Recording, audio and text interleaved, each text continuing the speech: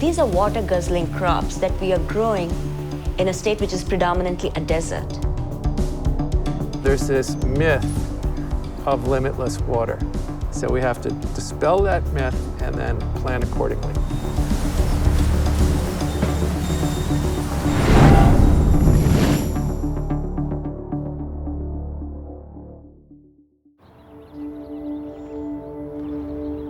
Doug Obiji is an attorney for the National Resources Defense Council. He's brought us out here to show us how the California drought, now in its 4th year, is affecting farming.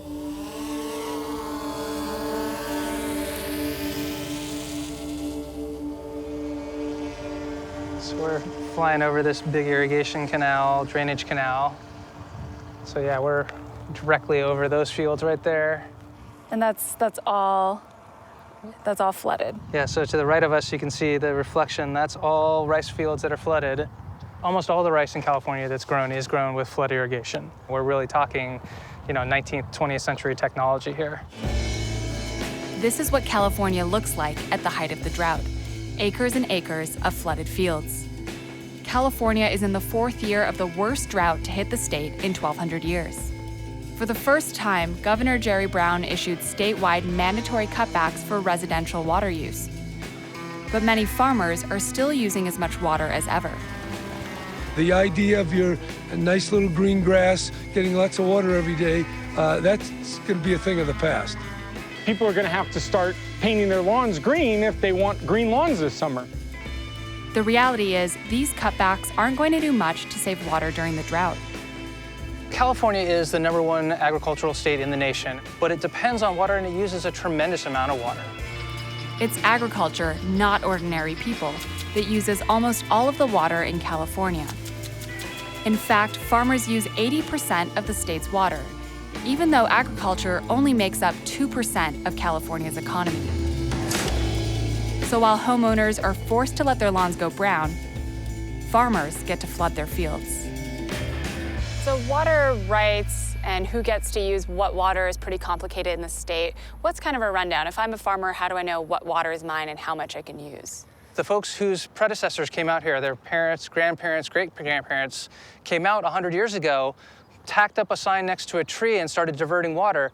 They have senior water rights so that in a time of drought like this, they get water even when others who came later have all their water rights cut off.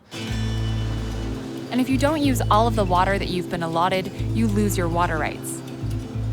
This so-called use it or lose it clause encourages farmers to use wasteful practices like flood irrigation, even during the drought. Because if they conserve water now, they lose water in the future. This has put agriculture at the center of the battle for water in California, especially for farmers growing water-intensive crops such as almonds.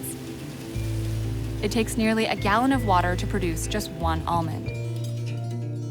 No matter what, it takes water to farm any crop. And yes, we're in a drought today, but at some point, we won't be. Jimmy Gardiner is a 3rd-generation farmer. His farm, Gardiner Family Farms, used to grow cotton, but shifted to almonds around the time Jimmy was born. You can eat the skin right now, but I like to do them separate, because that's a completely different taste. Okay. That's a little bitter. When people look at the drought and talk about the drought, there's a few crops that they look at, and almonds in particular are under scrutiny. I mean, what does it feel like to be at the center of that discussion? Some days are very disheartening, and then other days you know that this is, agriculture's here for the long term. Being 3rd generation, you're not just farming for yourself. One day, hopefully either my brother's kids or if someone wants to continue to be involved, it will be here because we're planning for that. Where do most of your almonds go? They're sold domestically. The largest portion of them are sold abroad. We're just now seeing kind of the U.S. consuming almonds. The growth of the almond industry in California has made it one of the most valuable crops in the state, second only to dairy. That's attracted a wide variety of outside investors who want to cash in on the almond boom. So now, John Hancock Life Insurance is one of the top almond producers in California. Experts closely watching outside investment in agriculture say that these big companies are more interested in turning a short-term profit than they are in the long-term health of the industry. When large businesses are moving in and the intent is to grow crops such as cotton or to grow almonds or to grow rice, These are water-guzzling crops that we are growing in a state which is predominantly a desert. Anuradha Mittal, who runs a think tank in Oakland, started paying close attention when many farms across California were being used to grow water-intensive crops like almonds. She found that it was life insurance giant John Hancock and not small farmers, making this kind of change at the height of the drought.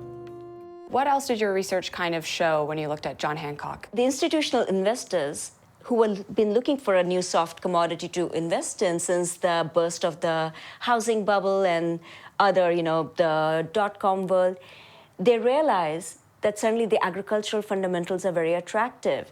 There is this whole conversation around the increase in population to 9 billion people who will feed the world. So since then, we have seen a real push for takeover of lands. So what is the connection between big money and farming in California and almond production? Here is California, which is facing one of the worst droughts ever, and yet we are continuing to grow almonds. So right now you have actors who are moving in with big money, using the scant resources of California, such as water, to grow crops that will yield the highest profits for them. In this case, it might be almonds. The reason why farmers have priority when it comes to California's water comes down to politics.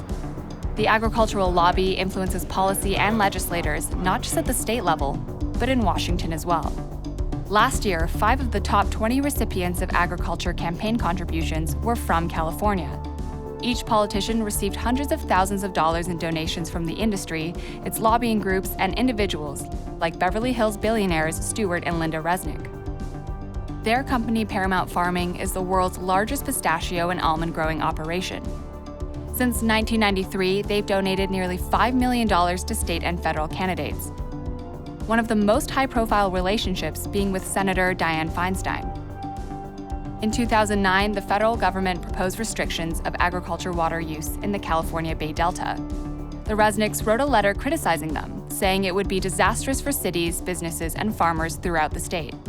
Senator Feinstein then forwarded it on to 2 of President Obama's cabinet secretaries, along with her own letter urging an independent review of the proposed restrictions. This letter was crucial in stopping the government's plan to restrict water for farming, leading them to rethink the restrictions altogether. California agriculture is a powerhouse. Part of the reason why we didn't get groundwater legislation sooner was that there was a real resistance from parts of the agricultural community.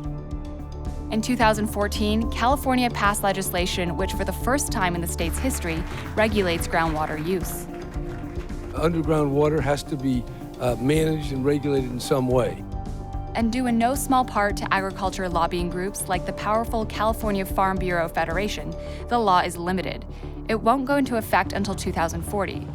So today, farmers will continue to use what's left of California's depleted groundwater supply.